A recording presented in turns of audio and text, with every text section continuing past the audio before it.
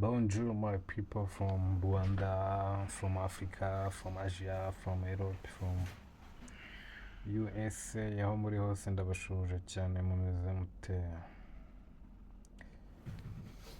This is my first video in China, aka video gatonya nabakoreye kugira ngo mubanze murebe ukuntu life yaho imeze. Byinshi bikaze nyine ubwo aho ngaho nari niryamiye, ubwo nasanze ibyumba byarashize mu macumbi y'ikigo, mpita njya gufata apartment nini niberamo, ntabwo hano ziba zihenze cyane. Ubwo igitondo cyanjye nyine ni uko kiba kimeze aho ngaho, mba nibyukiye, ntabwo twari twatangira kwiga, nyine mba nibyukiye biri aho nkavuga ati reka njye gutembera mu kigo mba ndeba ukuntu bimeze. Aho ngaho mpita niyambara utuntu tw'udukweto tw'aho ngaho kugira ngo ibirenge bidakomeza kubabara. Nanjye mbumva narahise nyine nisanisha n'abazungu, habaho ubuzima bw'abazungu. Isoko rero ndayisanga ngo ntimugire ngo ni iki n'iki, aho ngaho mpita mbanza nkisasira, akora utuntu tw'amasuku aho naraye,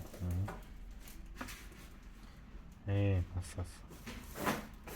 Bana b'abantu babyuka birukanka ugasanga ahantu baryama ni nko mu kiraro, ubwo muraje muvuge ngo ndabatutse kandi ukuri kuryana. Aho ngaho nyine mpita nkora utuntu two gutunganya aho naraye. Urabona ko kino gitanda cyagenewe abantu babiri ariko marara ndi umwe.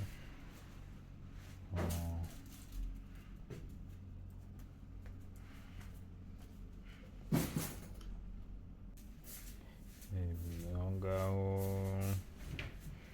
nanjye kwicara ndavuga reka mbanze ntegure n'aho bwari bwakeye, ndavuga ati reka mbanze mfungure n'uturido hinjiremo urumuri, buri umwijima wica amaso. Aho ngaho narafunguye, aho ni hanze nyine. Hanze rero biratangaje ibyaho, amazu yaho yose ni ama etaje, yaba ari amahuba, yaba ari abantu bamaze ku giti cyabo, ni ama etaje nyine. Ntabwo kubera Ubushinwa habamo abantu benshi muba mugomba kubaka ama etaje ku buryo ahantu babona aho batura. Dore naho ngaho haba no ku macumbi y'ikigo hariya kuri ayo ma etaje, ni amacumbi y'ikigo ariya. Noneho kuri iriya ntabwo nta n'ukuntu inzu iba fresh.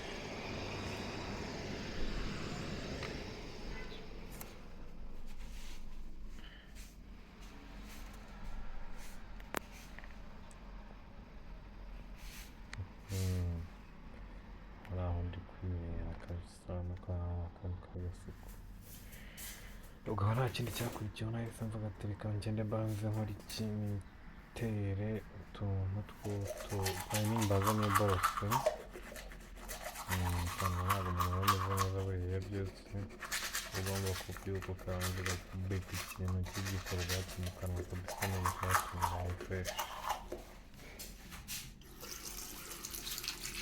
Aho nari ngisoje ninigiza guhosaga, ndangije nanjye ninigiza mu kanwa.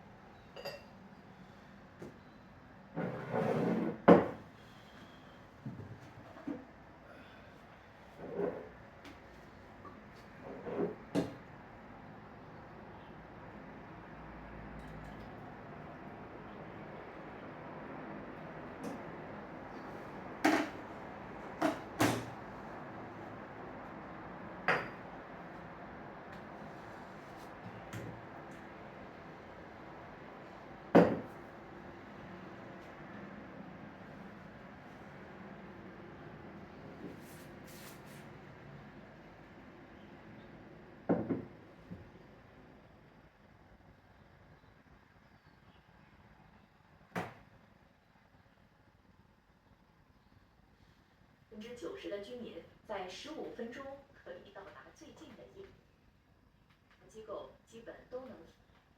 基本公共卫生服务人均财政补助今年已达到人均